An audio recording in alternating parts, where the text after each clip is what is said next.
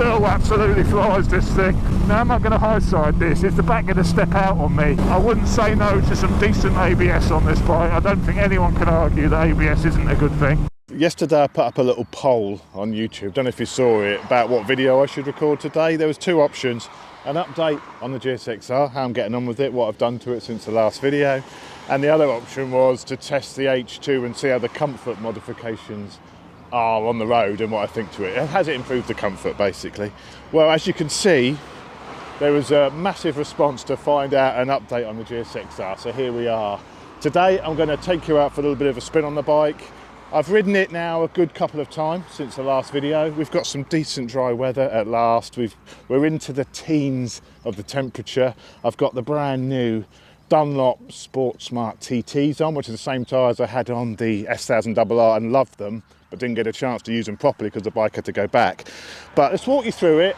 I've noticed a few little things about it. I'm starting to know the bike a little bit more, so join me for a little thrash around the countryside on this lovely spring morning, and I'll tell you all about the GSXR, what my plans are, how it's been, what needs fixing, what jobs I've got to do, and what my future plans are for the rest of the year with this bike. So if that sounds of interest, grab yourself a cup of tea, make yourself comfortable, and chopsy, roll it intro.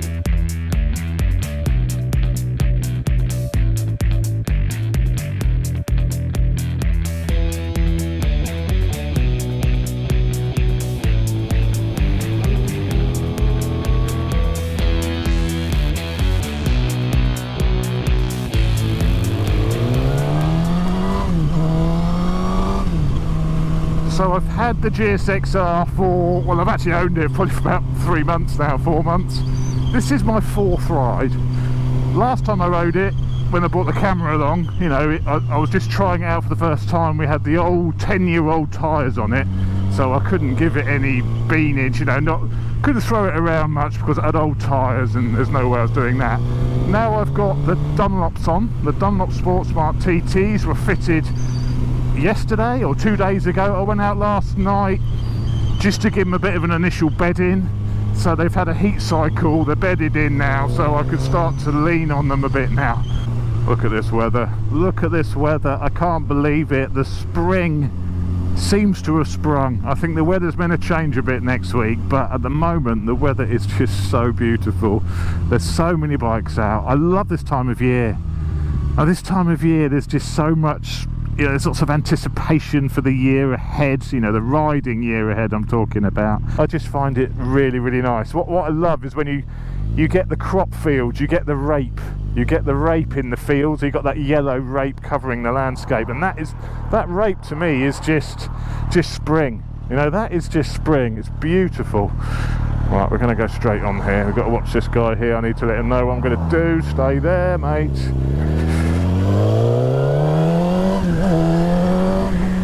On the bike, what have I done? I've changed the tyres and I've changed the oil. You know, you saw the video hopefully where I tried to fix the brake judder. I'll put a link to it at the top. I fixed the brake judder to a degree. It no longer judders like it used to. It's not perfect though. It's not perfect. If you're very, very hard on the brakes, it's got more of a high frequency judder. Before, it had quite a low frequency, even on sort of moderate lever pressure it would really vibrate quite aggressively. Doesn't do that anymore. But if you're on the brakes hard, it's got more of a high frequency judder sometimes. And now I think maybe one of the discs could be warped, and that's the reason for it. But it's not perfect, and that is my biggest criticism of this bike. If you're comparing this bike to a modern sports bike, one of the biggest things about it is the front brake setup. The rear's fine, the rear's very good, but the front is just not up to the standard of a modern bike. And this bike has 14,000 miles on it, you know, it's 12 years old, is it 14 years old? And even when these were new, they were never renowned for being much of a brake setup. It's exactly stock. It's even got the rubber line, so I'm going to try and upgrade the brake system.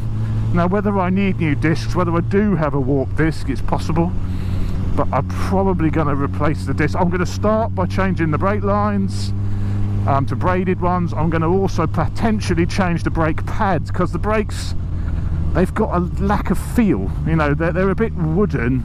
and you pull the lever and it doesn't do much. I prefer my brakes to have more initial bite than that, so I could probably change the pads and I can bring back a lot more feel to the brakes.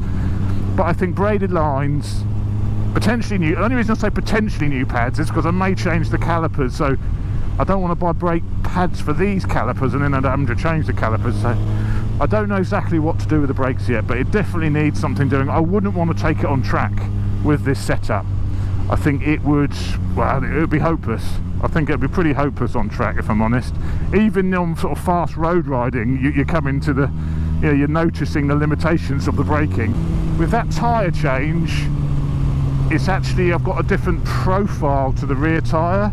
So this is the Dunlop Sportsmart TTs, but they're a 55 profile, which actually pushes the rear of the bike slightly higher and puts a little bit more weight onto the nose of the bike. Because when I first rode this, it didn't change direction that brilliantly. And also I've noticed when I've done the tyre change and I've had the wheels out, that the what's this guy doing? That the wheels are so heavy on this bike compared to a modern bike. The wheels weigh an absolute ton, so that's not going to help with sort of direction changes. So I was actually wondering whether the new GSXR1000 wheels would fit on this model, you know, and you could actually put a cheap way of getting a good performance upgrade would be to change the wheels for some more modern wheels, because the modern manufacturing processes for cast alloy wheels, they've really reduced the weight of them and they're much lighter now. Super Duke. So I'm thinking maybe the modern GSXR wheels, maybe try and get some on eBay, or potentially I do really, if money's no object, I really like the Dimag billet wheels they do. The billet Dimags, and they do those in this sort of matching Suzuki blue as well. They would look beautiful on there, and really I think, I mean, now the tyre change, as I say, it's definitely better from a direction change, but I think just to finish it off would be to change the wheels. But I mean, this is you know, a sort of a budget bike.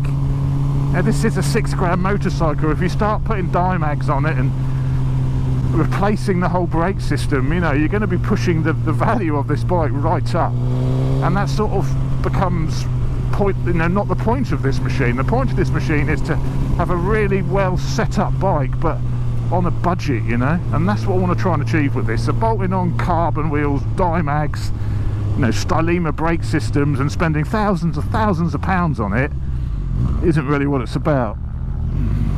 But I'm not saying I'm not going to do that. I may end up doing that.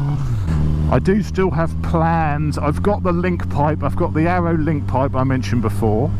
I was going to get this flash mapped because people have said in the comments, and thanks for all the feedback from everybody about things to do to this bike to fix its issues, you know. A lot of people are saying put R1 calipers on it and braided lines will sort it right out. So there's a lot of advice coming from people, and that's really appreciated though. Keep that coming, I am listening.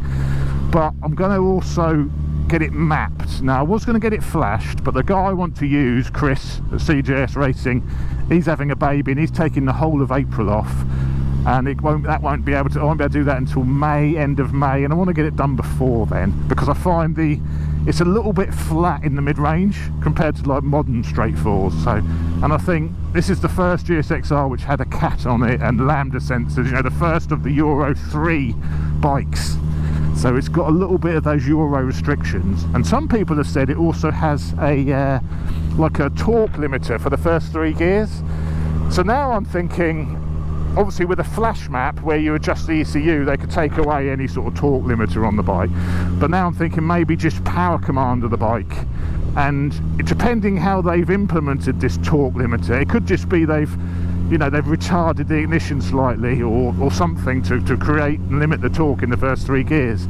Well, you can actually override that with a power commander. You can adjust ignition per map with a power commander. So I'm speaking to Dynajet, so if I get a power commander I can do it myself.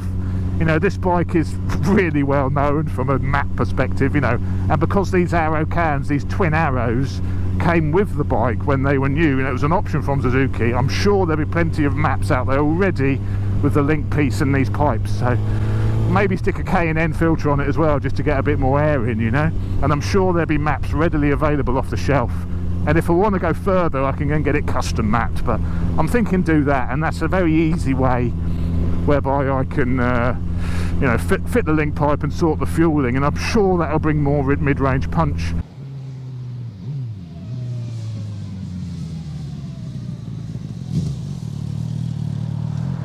Here she is, the GSXR. I'm absolutely loving this bike. Every time I ride it, the more I love it. I'm sort of falling for its charm and character. If you remember, the seller also said he'd put new pads in the bike. He hadn't, they're the old pads.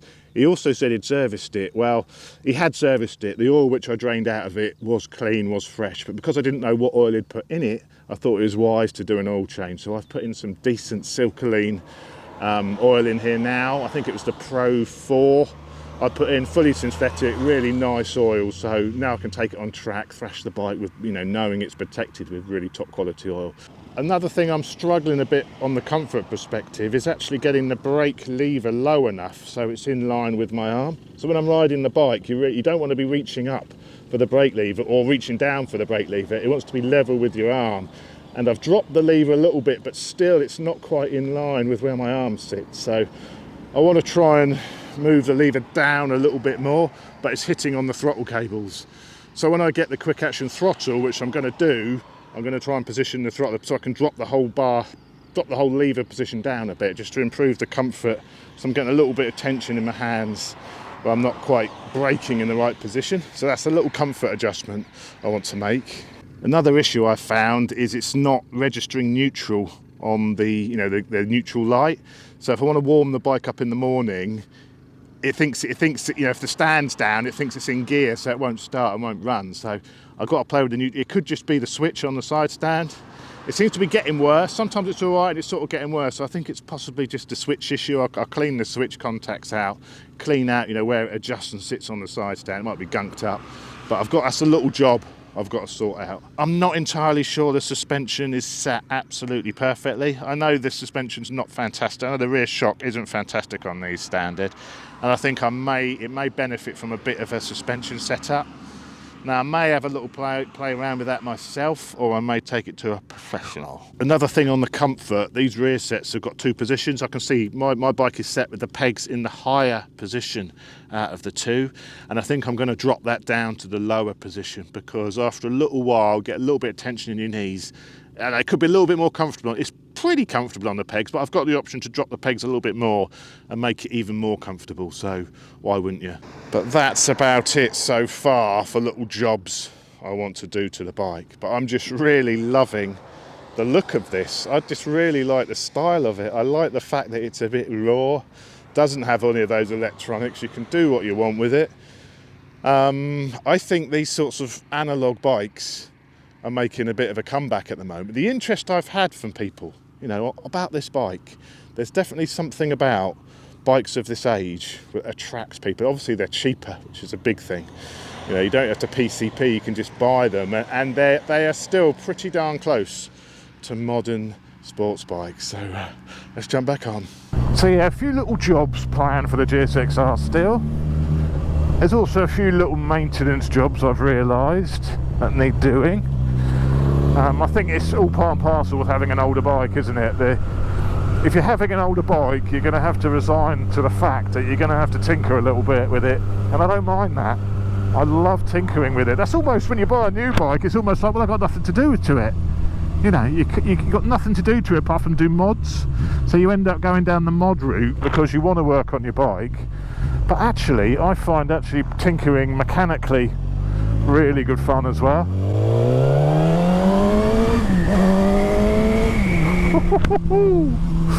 Oh, it sounds nice as well. With that link pipe, it's going to sound even better, isn't it? But I enjoy just tinkering with the bike and playing around with it, fixing little things, doing maintenance.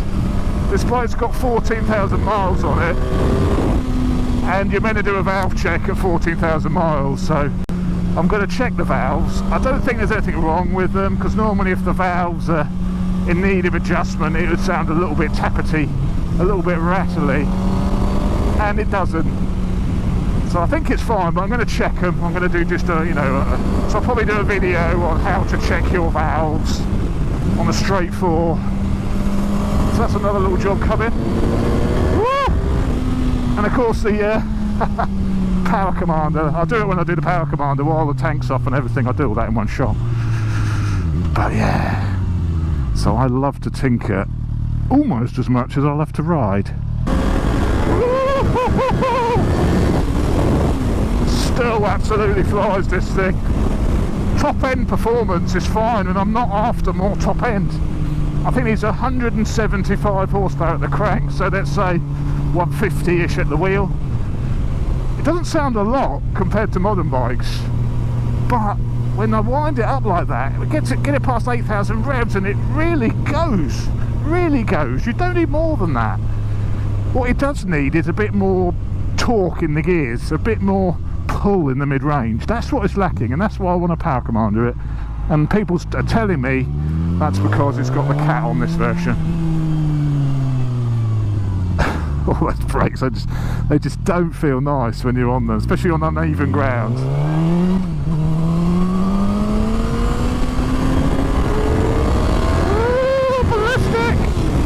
It doesn't quite handle as well as the S1000RR. I know I've been spoiled with the S1000RR. I mean, that is an incredible motorcycle, but it's not just that. It doesn't handle quite as well as the Speed RR I was riding. You know, modern bikes, they feel a little bit better set up maybe. I don't know whether it's the quality of the components on here, but if I'm going for a set of corners, it doesn't transition as well between the bends. It sort of gets a little bit unsettled, I'd say, compared to, you know, a really well set up modern bike, you know, with the electronic suspension which is adjusting everything. You know, it's not as quick. I'm not as fast on this as what I would be on the S1000RR, absolutely. And I think that's probably due to suspension setup. The rear shock on these are meant to be pretty poor, but I know this is as is. I've not played around with the suspension, I've not done anything, so perhaps you know, a professional setup would help with that. But yeah, it's not quite it's hard to put my finger on. I can't tell you, you know, it's because the rebound feels a bit hard. I can't tell you what it is, but all I know is it's taken me longer to get used to, you know, how it feels through a set of twisties. I think the more time I spend with it, the better it is. But if I get on a new bike, it'll be straight away. Supposed to stop, isn't it?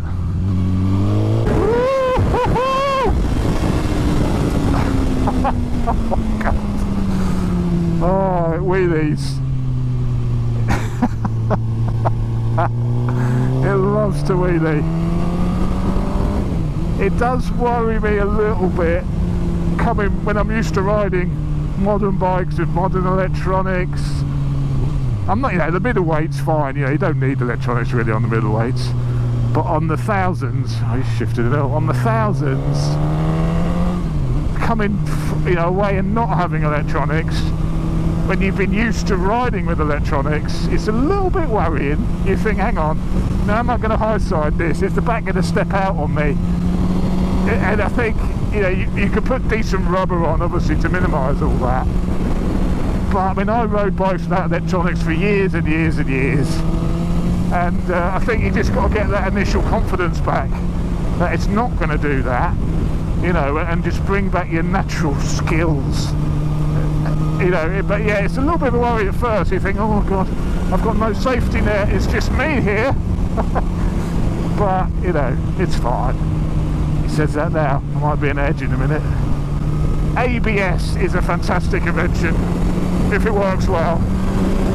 I wouldn't say no to some decent ABS on this bike. I don't think anyone can argue that ABS isn't a good thing. What I don't like is electronics when they just nanny you, too nannying. The electronics on a sports bike should be, you shouldn't know you've got them. They should just be in the background doing their thing, and you shouldn't know you've got them. You know, if you want to have a bit of fun and you want to do a wheelie or turn them off for whatever reason, it should be easy to do that. And unfortunately, not all bikes are like that. And it is quite nice just to ride this knowing you've got none of that. Just do your thing. Just ride it. mid-range, you see it's a little bit flat in that mid-range there.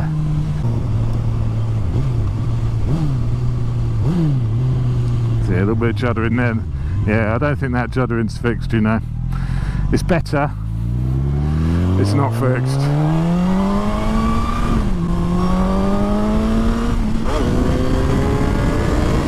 I've also got some other rather exciting news. Some of you may have seen I posted up on Instagram. If you don't follow me on Instagram, I'll put a link here. Fine, get on Instagram. I put a lot of pictures up there. You see what bikes I've got coming. So if you don't follow me on Instagram, pop over and follow me on there, because you get a lot of sort of inside information about what's coming, because you see me post up pictures of the bikes I'm riding. But I mentioned on there that I'm house hunting.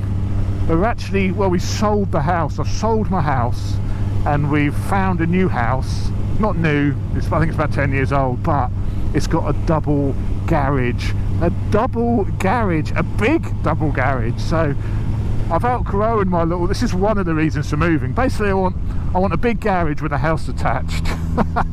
Mrs. Chops has got other ideas, of course, but that's my prerequisite. It's a big garage with a house attached, so I can do much more in the garage. And unfortunately that is slowing the Hypermotard project, because I can't start that. I haven't got, with my 3 bikes in there and the Hypermotard to put together, I haven't got room, even without any loan bikes. I'm running really low on space. Even doing maintenance on this, it's tight in the garage. So we're moving, we're just waiting for the person to accept the offer on the new house, and probably 2 to 3 months time we're moving to the new place.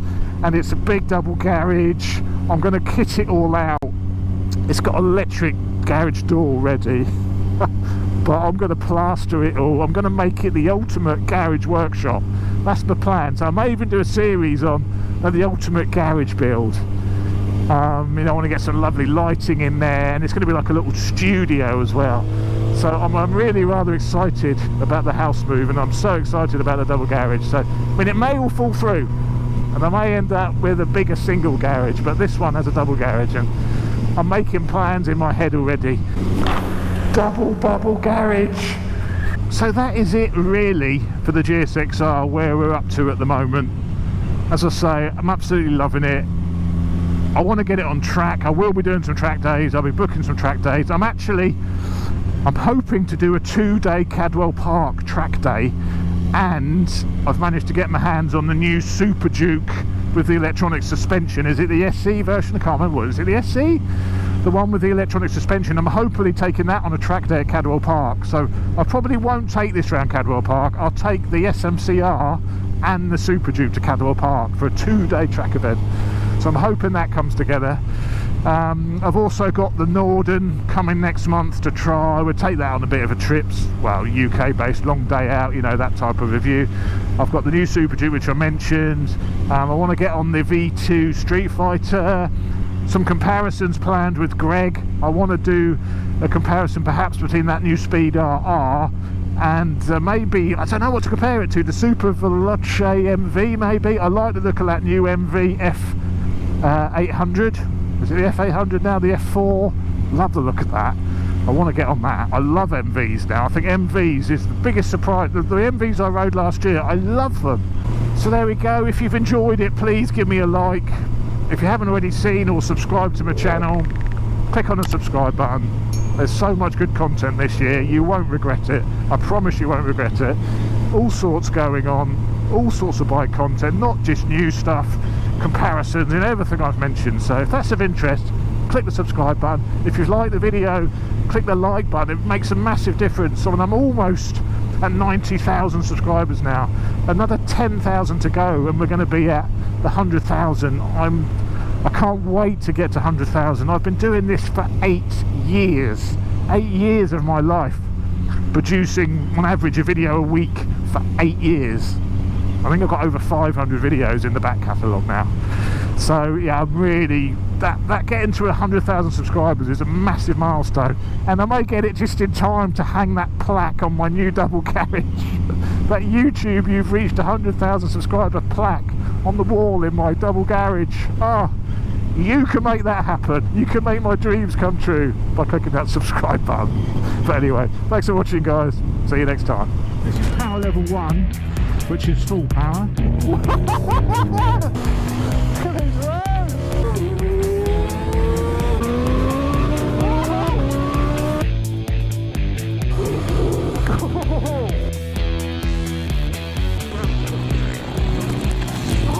It's down, boy. I could do that all day. What have you done here? I told you I was scared back there. I've never dropped a bike before in my life. Oh! Backfire! That's it! That's it! Listen to this. Never mind getting beat up. Give me this any day of the week.